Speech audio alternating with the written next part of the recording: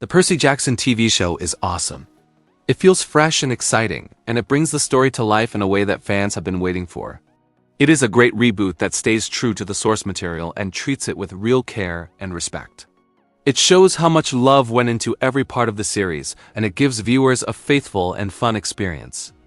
The acting is great, and each actor fits the role they play in a perfect way. Every performer brings real emotion and strength to the story, and it is clear that they understand the heart of each character. The cast feels natural on screen, and no one ever seems out of place. They all add something special that helps the world feel real. The cast also works very well together, and you can feel their strong chemistry in every scene. Their teamwork makes the story flow in a smooth and exciting way. Each moment feels alive because the actors react to one another with real feeling and clear purpose. Their connection makes the show even more fun to watch and helps pull viewers into every part of the story. For fans of Greek mythology, this is the perfect show to watch. It brings ancient Greek stories into a modern setting in a clear and exciting way. The show takes well-known myths and presents them with fresh ideas while still respecting the original tales. Viewers can see famous gods, creatures, and legends come to life in a world that feels close to our own. It is a fun mix of old and new, and it gives mythology fans something they can enjoy with real interest and pride. It is cool to see gods, monsters, and other parts of mythology brought to life in a modern setting. The show takes these old stories and places them in the real world in a way that feels clear and fun. Every creature and power feels alive, and the mix of ancient magic with everyday life creates scenes that stand out. It gives viewers the chance to see classic myths in a new light while still keeping the spirit of the original tales. The writing is also very good and keeps you on the edge of your seat. Each episode has strong moments that pull you into the story and make you want to see what happens next. The jokes, the serious scenes, and the action all feel natural and well-timed. Even though it is a kids' show, people of all ages can enjoy watching. The story feels friendly and easy to follow, but it also has enough heart and depth to keep older viewers interested. It is a show that the whole family can watch together and have a great time. The visual effects are also very good. The show puts a lot of care into every creature, power, and scene, and it all looks clear and exciting on screen. Seeing Greek mythology elements shown in a realistic way is cool because it makes the world feel alive and believable. The mix of magic and real-life settings creates moments that stand out and make the story even more fun to watch. It is exciting to see where the story goes. Each episode builds up the tension and makes you want to follow every step. There are many surprises and twists that you would never guess, and they keep the show fresh and fun. The story moves in ways that feel bold and creative, and it never lets you feel bored. Every new turn makes you curious about what will happen next, and it adds strong energy to the whole series. The Percy Jackson show is much better than Sword Art Online in every way. Percy Jackson has heart, strong writing, and characters who feel real and interesting. The story is clear, fun, and easy to follow, and every part shows real care. Sword Art Online is a messy dumpster fire of bad writing, boring characters, and a plot that makes no sense. It jumps around with no focus, and it never builds real emotion or tension. It tries very hard to look cool, but it fails on every level. The show feels empty, forced, and careless, and it never reaches the charm or quality that Percy Jackson brings. Sword Art Online is a mess. The story feels weak, the pacing is rough, and the characters never grow in a real way. It is a show with many problems, and the writing often feels careless. Many viewers call it a bad show, and there are plenty of clear reasons for that. It is baffling how Sword Art Online still gets so much praise, because the show has many clear flaws. The writing feels uneven, the characters lack depth, and the story often loses focus. When there are strong shows like Percy Jackson that treat the story, the world, and the characters with real care, it is hard to see any reason to pick Sword Art Online instead. Percy Jackson gives viewers a richer and more satisfying experience in almost every way. The Sword Art Online fanbase can feel very unwelcoming at times. Some fans react harshly when someone disagrees with them, and this creates a space that feels tense and closed off. Many fans defend the show and the author in a way that leaves no room for honest talk about the story or its flaws. This kind of behavior makes it hard for new viewers to share their thoughts, and it keeps real discussion from growing. Sword Art Online does not deserve the praise or the hype. The show has many weak parts, and there are plenty of better series you could spend time on. Many other shows have stronger writing, better characters, and stories that feel more complete and meaningful. Sword Art Online is clear proof that popularity does not equal quality. Just because a show is well known does not mean it is well made or worth the attention it gets. It is better to avoid Sword Art Online and the drama that often surrounds it. The show has many weak parts, and the talk around it can feel tense and tiring. There are many better series that offer stronger stories, better characters, and a more welcoming space for viewers. If you choose to skip Sword Art Online, you will not miss anything important. The moral of the story is that Sword Art Online is not a good show. It has many weak parts, and it is better to spend your time on series that offer stronger stories and better characters.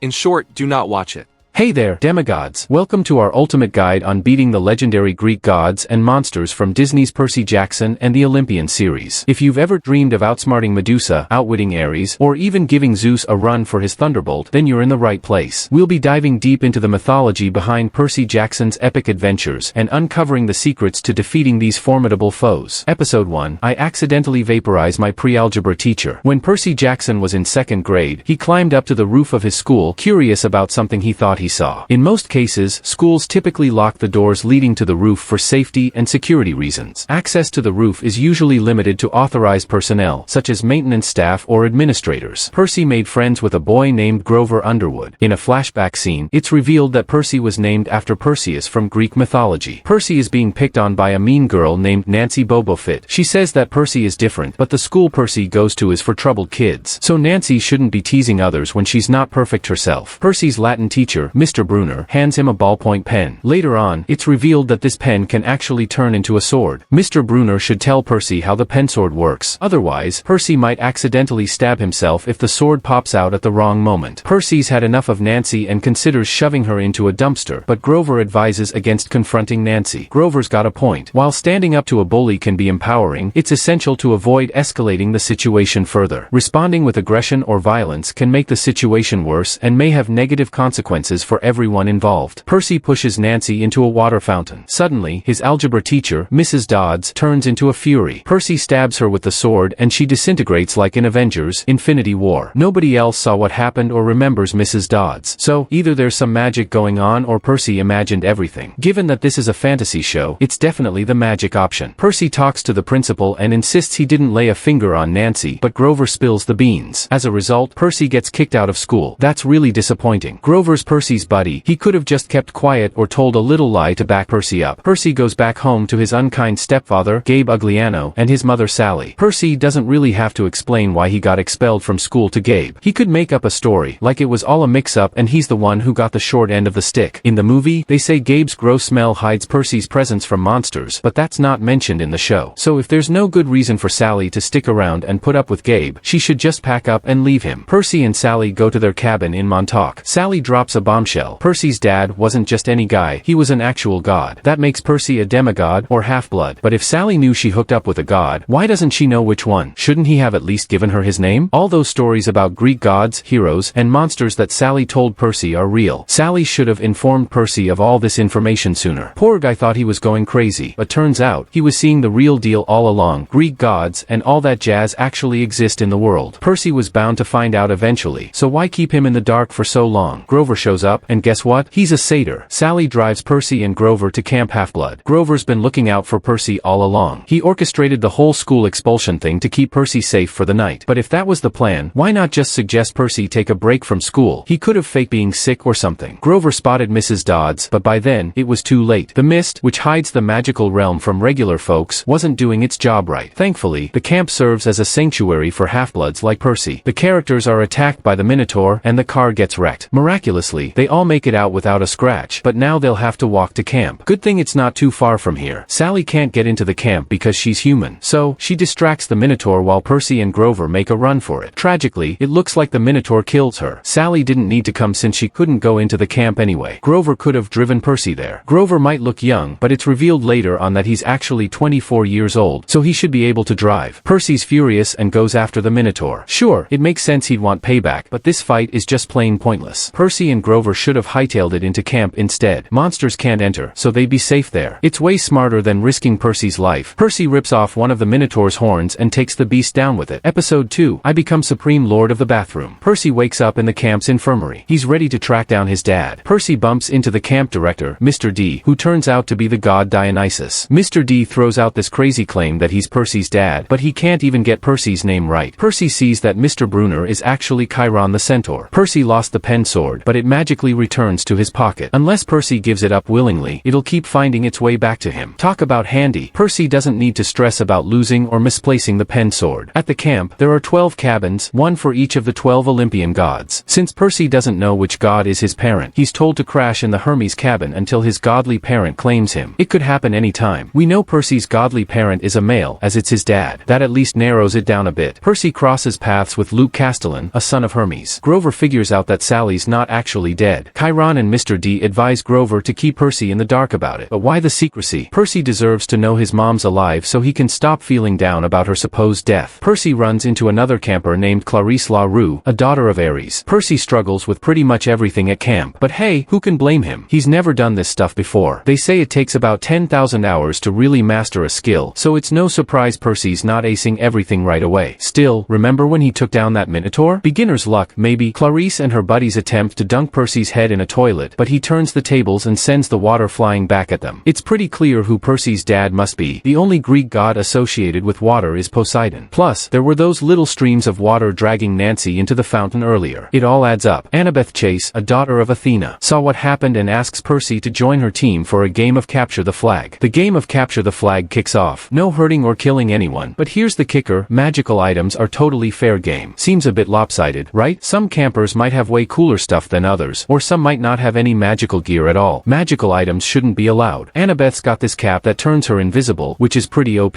Percy's team comes out on top, snagging the win. Little did Percy know, Annabeth had been watching the fight, invisible the whole time. She gives Percy a nudge, sending him splashing into the lake. And what do you know? The water works its magic, healing up all his wounds. It's then that Poseidon claims Percy as his own. Zeus believes that Percy stole the Master Bolt. But come on, that's gotta be a stretch. Just a few days ago, Percy didn't even know any of this magical, mythological stuff was real. Accusing Percy of stealing the Master Bolt is like blaming someone for stealing a car when they don't even know how to drive. With just 1 week left until the deadline passes, the stakes are high. If the Master Bolt isn't back by then, war's on the horizon. Given the tight timeline, Chiron should have told Percy right from the start. No time to spare on games like Capture the Flag. They should have been focused on the task at hand from day one. Percy's faced with a daunting task. He's got to journey to the underworld and snatch back the Master Bolt from Hades. At first, Percy doesn't want to go on the quest. But then, Grover reveals that Sally is alive down in the underworld with Hades. If Percy finds her, he can bring her back. They should have let Percy in on this sooner. It would have been a solid reason for him to jump on the quest bandwagon. But hey, better late than never. Percy has a change of heart and decides to dive headfirst into the adventure. Episode 3, we visit the Garden Gnome Emporium. The Oracle says that Hades has the Master Bolt in the underworld. If that's true, they gotta tell Zeus ASAP so he doesn't keep thinking Percy's the thief. And get this, the entrance to the underworld smack dab under Los Angeles. Percy picks Annabeth and Grover to tag along on the quest. But seriously, with the world on the line, shouldn't they bring more backup? If they mess up, it's war among the gods. They've gotta do everything in their power to stop that from going down. So why are they sticking with just 3 people for this mission? Adding to the mess, the Oracle's got some bad news. Percy's in for a betrayal from a buddy. Picking Grover might not be the smartest move here. He's already turned on Percy once before, getting him kicked out of school. So, why trust him to stick by your side when the going gets tough? It might be safer to team up with someone who's not exactly a pal. They can't stab you in the back if they were never your friend to begin with. Percy gets handed $200 in cash and a bag of golden drachmas. But let's be real, that's not gonna cut it. They're gonna need a lot more money. The fate of everything's riding on this, so skimping on funds ain't the move. Luke throws in a pair of winged shoes too, which is a nice bonus. The crew hops on a bus headed for Los Angeles. They're ditching planes because Zeus could cause trouble. After all, the sky's his turf. Smart move, but skipping planes means the journey's gonna take a lot longer. If they told Zeus that Percy didn't take the Master Bolt, Hades did, then Zeus wouldn't have any beef with Percy, and they could have hopped on a plane without a worry. Mrs. Dodds is back in the mix, so Percy didn't finish her off before. Her Fury name is Electo, and she's aiming for the gang. Another Fury joins the party, but Annabeth steps up and takes care of her. With things getting tense, the crew busts out of the bus. Turns out, Grover used to be Annabeth's protector before he became Percy's. Percy's pretty peeved that Grover kept that info under wraps, but hey, Grover doesn't have to tell him everything. At the end of the day, Grover's Percy's protector now, so he should be on Percy's side. The characters stumble upon Medusa's home. They try to make a run for it, but Alecto shows up. Medusa comes and invites the characters in for lunch. Percy figures he can trust Medusa because Sally told him stories about how she's not all bad. But trusting Medusa's a big risk. They can't even meet her gaze. The smart move is to disintegrate Alecto and hit the road. Percy's done it before, so he should be able to do it again. If the tales Sally shared with Percy were accurate, then Medusa should be dead, seeing as Perseus chopped off her head. But since Medusa's still alive, it's clear those stories aren't entirely true, so it casts doubt on the idea that she's not all bad. The gang eats food prepared by Medusa. There's a chance that food's laced with poison, so they should definitely not eat it. This is exactly why they needed more cash. They could have simply bought food elsewhere instead of needing to eat a meal from a monster. And to avoid any accidental eye contact with Medusa, they should wear some blindfolds. Medusa explains how her beauty caught Poseidon's attention, and they got a little too cozy in Athena's temple. But when Athena found out, she was furious. To teach Medusa a lesson, Athena cursed her, turning her into a monster whose gaze turned people into stone. The characters team up to decapitate Medusa. But if it's that simple, why hasn't anyone else done it before? They didn't even need to use a reflective surface like Perseus did in mythology. Percy grabs Medusa's head and uses it to turn Alecto to stone. She solidifies and then crumbles to pieces. Percy sends Medusa's head up to Olympus. They should hang on to it just in case they bump into more monsters down the line. They could put some sunglasses on Medusa's eyes, like in the movie, to avoid any accidental petrification. After all, whoever cracks open that package might get a nasty surprise if they're not ready for Medusa's gaze. Episode 4, I plunge to my death. In a flashback, we see Percy's terrified of swimming. It's kind of weird, considering he's a son of Poseidon. He should be more comfortable in the water than on land. It's like if Aquaman couldn't swim. The characters hop on a westbound train. But how'd they scrounge up enough cash for tickets? Train fares usually run into the hundreds, and Percy was only given $200. There's no way that's enough for even one ticket, let alone 3, especially after they already purchased 3 bus tickets. It's gonna be another couple of days before they arrive in Los Angeles. Thing is, none of them have been there before, so they're totally clueless about where they're headed. But hey, why not just use a map? Seems like a pretty simple solution. The gang discovers their cabin's been trashed. A cop's pointing fingers at them, but they swear it wasn't them. The cop should take a look at the security camera footage. Many trains, especially those used for public transportation or in high security areas, are equipped with security cameras. These cameras serve various purposes such as monitoring passenger safety, deterring crime, and aiding in investigations in case of incidents. The characters bump into a lady named Echidna, the monster mama. She's got glass all over her jacket, so she's the one who wrecked their cabin. But how did the cops miss that? The glass isn't magical, so it should have been obvious even through the mist. The cops should have realized it was Echidna who trashed the place. Echidna's got a chimera with her. The beast stings Percy, and the characters make a run for it. Honestly, they should have bolted the instant they realized who Echidna was. It doesn't add up why they stuck around for so long to hear her out. The characters are in St. Louis. They figure the Gateway Arch, being a monument of Athena, will keep them safe from the chimera. It's a smart move. There are probably other monuments like this around the country. They should map out their route to make sure they pass by these safe havens. That way, if they run into more monsters down the road, they'll know where to seek shelter. This place is also a temple, and Annabeth suggests Percy should reach out to his dad there. But Percy's not keen on the idea. He feels like Poseidon's never been there for him anyway. But maybe it's time to change that. Percy should consider reaching out to Poseidon for help now that he needs it more than ever. Percy's not feeling too good because of the sting, so they try to use water to cure him, but it's no good. Only natural water can heal Percy's wounds. But the water in fountains usually comes from places like reservoirs or underground springs, so it should work. Athena allows Echidna and the Chimera to enter the Gateway Arch, all because she's angry about the gang sending Medusa's head to Olympus. Talk about holding a grudge. You'd think a literal goddess like Athena would rise above such petty stuff. And why let in monsters that could harm Annabeth? A mom wouldn't want to risk her kid's safety like that. There are way better ways for Athena to express her anger, like giving Annabeth a stern talking to or banning her from dessert for a week. This is another reason why the characters should have held onto Medusa's head. They wouldn't have angered Athena and could have used it to petrify Echidna and the Chimera. The characters head up to the top of the arch. It's packed with people, so Annabeth pulls the fire alarm to clear them out. Percy and Grover leave, while Annabeth stays back to fight Echidna and the Chimera. Percy tries to hand Annabeth the sword, but as she reaches for it, he swaps places with her, shoving her out of harm's way and slamming the door shut. It was a pretty dumb move. Percy's already feeling the effects of the poison, so he's not in the best shape for a fight. Annabeth, on the other hand, has way more training under her belt and would have had a better shot at defeating the Chimera. Plus, Percy could have borrowed Annabeth's cap to turn invisible, giving him a serious edge in the battle. Percy takes on the Chimera, but it's a tough match. He should have aimed for a vulnerable spot like the underbelly. Percy could have even tried tricking the Chimera into burning itself, similar to how Perseus dealt with one in Wrath of the Titans. But things take a turn when Echidna creates a hole in the floor, and Percy ends up falling through it. Poseidon whips up a waterspout that sucks Percy into the Mississippi River. Percy is able to breathe underwater. Episode 5, A God Buys Us Cheeseburgers. The characters reunite. They've got to make it to Santa Monica, where Poseidon's supposed to meet them and lend a hand. Percy's warming up to his dad now, especially since he saved his life. But there's a hitch. The cops are hot on their tail, thinking they wrecked the train and busted a hole in the arch. That means no more trains or buses for them. But they could totally switch up their looks and throw on disguises. It'll be way harder for the cops to catch on to them. Annabeth saw the three fates snipping a thread, signaling that one of them will die. But hey, the future's not set in stone yet, so this doesn't seal anyone's fate for sure. Plus, they didn't exactly give a timeline on when they'll die. We're all gonna kick the bucket someday, so it's not exactly breaking news. The gang bumps into a dude on a bike, who turns out to be Ares, the war god. He's on the hunt for the Master Bolt too. They chatted up at a diner, but with all those ears around, anyone could eavesdrop. They should find a spot where they can talk without an audience. Ares will assist the gang in reaching the underworld if they retrieve his shield from the amusement park. But here's the kicker, Grover's gotta stick around as insurance. Why would the god of war need help snagging his own shield? It's bound to be a whole lot trickier than it sounds. Percy and Annabeth track down the shield. To release it from the statue's grip, Percy's gotta take a seat on the throne. But bam, Percy gets turned to gold. There were other options, though, like slicing off the statue's hands. Or if it was just about adding weight to the throne, they could have pulled an Indiana Jones move and swapped Percy out for a hefty rock. They're also surrounded by water, so Percy could have used his water powers to pull the shield down. Annabeth standing her ground. She's not budging an inch without Percy by her side. And wouldn't you know it, she manages to sweet-talk Hephaestus into setting Percy free. Hephaestus vows to put in a good word for Athena. But seriously, why'd he go through all the trouble of building that elaborate setup if he was just gonna cave in so easily? Percy and Annabeth deliver the shield to Ares, scoring a backpack full of supplies and a ride in a zoo delivery truck headed for a casino in Las Vegas, where they'll rendezvous with Hermes. He's their ticket to zooming down to Los Angeles pronto. But hold up, why's a zoo truck heading to a casino? Typically, you won't find animals roaming around in a casino like you might in a zoo. Percy throws some shade at Ares, which is a pretty risky move considering the dude's the god of war. It would be best for Percy to keep quiet and avoid stirring up trouble. Grover's got a hunch about who stole the Master Bolt. Episode 6, we take a zebra to Vegas. Percy overhears a dream conversation involving the real lightning thief. But wait, how's Percy snooping in other people's dreams? He's Poseidon's kid, not Morpheus, the dream god. Percy and Annabeth chat with Luke through an iris message. They suspect Clarice snagged the Master Bolt because Ares is protecting the thief, and Clarice is his top kid. But hold on, why would Ares, who claims to despise children, even his own, protect Clarice? The characters set the animals free from the truck to create chaos and sneak into the Lotus Casino. They're aware of the dangers of the lotus flowers, but being here isn't a good idea at all. Typically, kids aren't welcome on the casino floor in Las Vegas. State laws in Nevada strictly forbid anyone under 21 from hanging out in the gaming area of a casino. Percy and Annabeth track down Hermes, only to be turned away empty-handed. It feels like they've wasted precious time, and they're running short on it. In hindsight, it might have been more efficient to take a magical cab, just like in the movie. They have plenty of drachmas, so they can pay the fare. The characters discover they've been inside the casino for days. The place has a way of distorting time. The lotus fruit is being pumped into the air, and it makes you forget. But wouldn't they have noticed the smell or taste? Luckily, Annabeth managed to pickpocket Hermes and snag his keys. Percy and Annabeth locate Grover, but he's lost his memory. Nearby, they stumble upon Hermes' taxicab, accompanied by a note from Hermes himself, directing them to the underworld. It's baffling why Hermes didn't offer this assistance earlier, especially considering the urgency of their quest. Time is of the essence, and any delay could have dire consequences. Percy attempts to take the wheel, but his lack of driving experience makes it risky. Driving without proper knowledge could lead to accidents. Luckily, before any mishap occurs, the car mysteriously transports them to Santa Monica Beach. Meanwhile, Grover's memory gradually returns. He forgot more than Percy and Annabeth due to his solitary state in the casino. Percy plunges into the water in hopes of meeting Poseidon, only to discover that he's missed the crucial deadline, and Poseidon has already departed to prepare for war. Undeterred, Percy refuses to surrender and resolves to press on. As a glimmer of hope, he receives 4 pearls, each ensuring a safe return from the underworld. This small yet significant detail spares them the heartache of leaving someone behind, unlike in the movie adaptation where they were limited to 3 pearls, resulting in Grover's involuntary stay in the underworld. Although it would have been helpful if they had received some extra pearls, in case they lost some or needed spares. And if missing the deadline isn't a significant issue, why impose one at all? Percy can still choose to pursue the quest further. There's no obligation for him to halt and return to camp. Episode 7. We find out the truth, sort of. The characters come across a secret passage to the underworld in a mattress shop. Why is there a secret passage to the underworld here, of all places? Rather than letting him live, they should kill Procrustes. Considering his notorious reputation for murdering innocent travelers, it would be a service to everyone to stop him for good. Percy has already killed Medusa without hesitation, so he's not bound by a strict no-killing policy like Batman. Annabeth and Grover each take a pearl from Percy. The characters enter the underworld and meet Karen. They attempt to bribe him to ferry them across the river. Instead, Karen calls Cerberus with his whistle. They could have tried to fake being dead with makeup to avoid the situation. Cerberus attacks Grover, but Annabeth manages to calm him him down. They escape, but Grover loses his pearl in the chaos. Percy hands Grover another pearl, opting to leave himself behind in the underworld. Percy should keep hold of all the pearls himself, as Grover has already lost one and might lose another. Percy could use his sword to slice through the roots and free Annabeth from the fields of Asphodel. If Annabeth hadn't dwelled on her regrets, she wouldn't have gotten stuck in the first place. Since Annabeth had read about this place before, she should have known what not to do. In the end, Annabeth is left with no choice but to use her pearl to escape. As Percy and Grover reach Tartarus, the flying shoes suddenly yank Grover away, dragging him perilously close to a pit. With quick reflexes, Percy manages to grab hold of Grover, preventing him from plummeting into the abyss. In the struggle, the shoes are wrenched off Grover's feet, spiraling down into the pit below. Percy unzips the backpack and discovers the Master Bolt hidden inside. This revelation dawns on him. Ares had the Master Bolt all along and duped them into journeying to the underworld so they could inadvertently hand the Master Bolt over to Hades. If only they had taken a moment to inspect the contents of the backpack earlier, they would have uncovered the truth much sooner. It's akin to double-checking your fast food order to ensure nothing's been left out. Percy and Grover finally arrive at Hades' palace, only to find Sally as a statue. Hades offers a deal: Sally's freedom in exchange for what Percy possesses. However, Percy adamantly refuses to surrender the Master Bolt. Surprisingly, Hades reveals he has no interest in the Master Bolt. Instead, he seeks his stolen Helm of Darkness, implying he wasn't complicit with Ares. Percy suddenly connects the dots, realizing Kronos is the mastermind behind all their troubles. Hades offers protection to Percy, Grover, and Sally in exchange for the Master Bolt, now seeing its significance in light of an upcoming war with Kronos. But wait, isn't Zeus the only one capable of wielding the Master Bolt? Hades should be using a bident instead. Percy refuses to hand over the Master Bolt to Hades, but he agrees to retrieve the Helm of Darkness. Percy and Grover teleport out of the underworld. Another option could have been to accept Hades' second offer and trade the Master Bolt for protection. If a war with Kronos is imminent, finding a safe haven becomes a priority. The pearls unexpectedly pull the characters downward, which is puzzling since they're aiming to ascend from the underworld, not descend further. In a flashback, Sally converses with Poseidon. She believes taking Percy to Camp Half-Blood would ensure his safety, but Poseidon prefers the idea of Percy attending a regular school. This decision seems odd, as Percy would likely find more belonging and understanding among demigods at the camp than feeling isolated among regular humans, especially considering his unique abilities. Percy and Grover find themselves in Montauk and reunite with Annabeth. However, Ares appears out of nowhere to confront them. But how did he even know where to find them? He couldn't have known about the pearls or where they would end up getting teleported to. Episode 8. The prophecy comes true. Percy decides to face Ares in single combat, aiming to draw first blood and claim victory. But challenging the god of war head-on might not be the smartest move. Instead, Annabeth could use her invisibility cap to get the drop on Ares, while Percy could have used Medusa's head to turn him to stone if he still had it. Fighting smarter, not harder, would be their best bet. The battle starts, and Percy finds himself seriously overpowered. Ares wields a sword, not bothering with the shield Percy and Annabeth had given him before. Percy calls forth a huge wave to strike Ares. With a swift slash to Ares' leg, Percy emerges victorious. He could have used this tactic from the beginning, considering they were by the water the whole time. Ares cautions Percy that they're now lifelong foes. Percy could have dealt with Ares like he did with Medusa, saving himself future trouble. Percy doesn't shy away from killing when necessary, so he has no qualms about it. Ares leaves behind the Helm of Darkness. Alecto approaches Percy and reveals her mission: to reclaim the Helm of Darkness. How is Alecto still alive? Percy turned her to stone. Percy decides to let Alecto take the helm, hoping Hades will honor their agreement. Alecto could have collaborated with them from the start instead of being adversaries. They all had the same goal. Percy heads to Olympus, situated atop the Empire State Building. However, Olympus is ancient, while the Empire State Building was built in the 1930s. How did they reach Olympus before the building even existed? Percy meets Zeus and hands over the Master Bolt, assuring him he didn't steal it and Kronos is the real culprit. Zeus isn't shocked by Kronos' return. They should have just killed Kronos to prevent him from returning. If they could trap him in Tartarus, why not kill him? Zeus permits Percy to leave unharmed for delivering the news. Reluctant to depart as Zeus intends to prolong the conflict, Percy faces the wrath of the angry god. However, Poseidon intervenes just in time, sparing Percy from harm. Reflecting on the situation, Percy should have taken Zeus's offer to leave instead of provoking him further. With Poseidon's surrender, Zeus claims victory in the war and agrees to spare Percy. Together, Zeus and Poseidon decide to inform the council about Kronos. Poseidon could have ended the war by surrendering earlier, sparing the characters the need for the entire quest. Using a pearl, Poseidon teleports Percy to Camp Half-Blood. It dawns on Percy that Luke stole the Master Bolt, because neither Grover nor Annabeth betrayed him, leaving Luke as the only remaining friend. Percy pieces together that Luke colluded with Ares to frame him by planting the Master Bolt and the flying shoes. The shoes were meant to lead Percy straight to Tartarus, delivering the Master Bolt to Kronos. Luke doesn't bother denying the accusation, and instead attempts to persuade Percy to join his cause. However, Percy knows better than to align with him. Luke's scheme was to lure Percy into Tartarus, clearly indicating he's willing to manipulate Percy for his own agenda. When Luke reveals his sword's ability to create portals, it becomes clear how he managed to effortlessly steal the items from the gods. In hindsight, they should have suspected Luke much earlier. Luke believes the gods are neglectful parents and seeks revenge. Despite Luke's offer, Percy staunchly refuses to join his side. Percy could feign allegiance to Luke, waiting for the opportune moment to strike. And why would releasing Kronos benefit Luke? Luke, Kronos has a notorious history of devouring his own offspring, and as Kronos' grandson, Luke might just end up as his next meal, as depicted in the movie adaptation. Luke gains the upper hand against Percy, but Annabeth unexpectedly emerges, revealing she was invisible the whole time and overheard everything. Luke, caught off guard, makes a swift exit through a nearby portal. As the final day at camp approaches, the friends prepare to part ways. Annabeth intends to reunite with her father. Grover sets his sights on the quest to find Pan, and Percy looks forward to visiting Sally. They make a pact to return to the camp next year, promising to reunite once again. In Percy's dream, Kronos reaches out to him. He reveals his desire for Percy to stay alive, as he sees Percy as a key pawn in his return. Sally whips up breakfast for Percy. She makes blue food, which makes sense since blue is the color associated with the sea, which is a significant part of Percy's life and heritage. But how did Sally manage to escape the underworld without a pearl? In the mid-credits scene, Gabe is on the phone with a divorce lawyer, stuck outside the apartment because the locks have been changed. When he opens a package that unexpectedly contains Medusa's head, he's promptly turned to stone. Percy had sent that package to Olympus, so how did it end up here? Hermes himself delivered it to Olympus, so it's unclear how it made its way here. This is a good lesson on why it's best not to meddle with other people's packages. Gabe's unfortunate fate serves as a clear example of the risks involved. Now, how are they going to explain this to the police? What were your thoughts on Percy Jackson and the Olympians? Drop your opinions in the comments. Additionally, what movie or show would you like to see a how to beat video for next? Share your suggestions. Percy Jackson and the Olympians earned praise from both critics and viewers alike. The series' success led to its renewal for a second season in February 2024.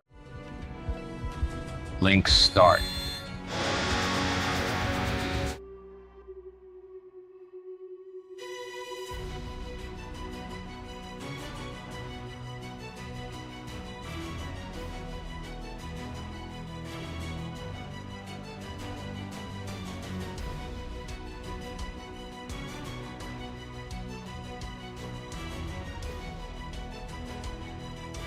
What happened to the log out button?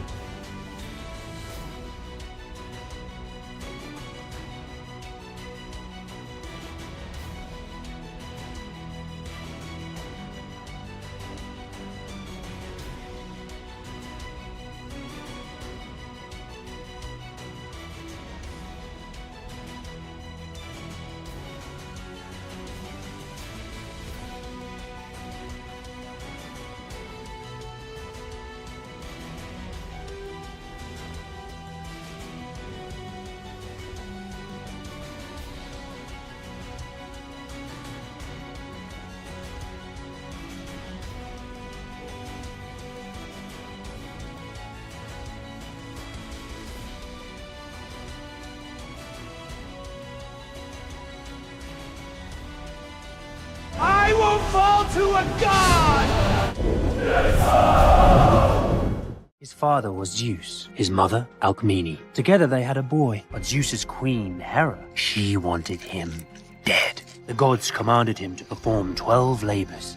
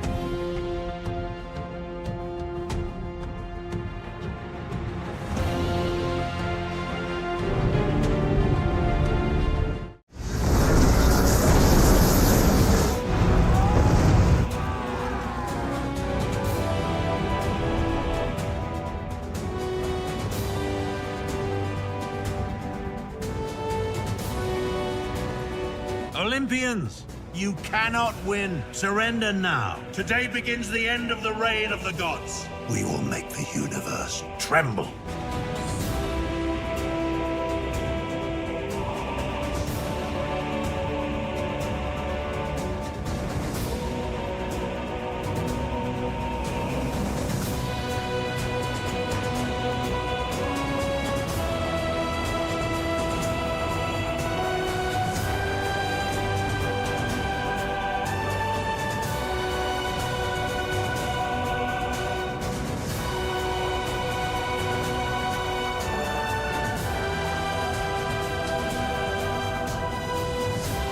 Odysseus will succeed.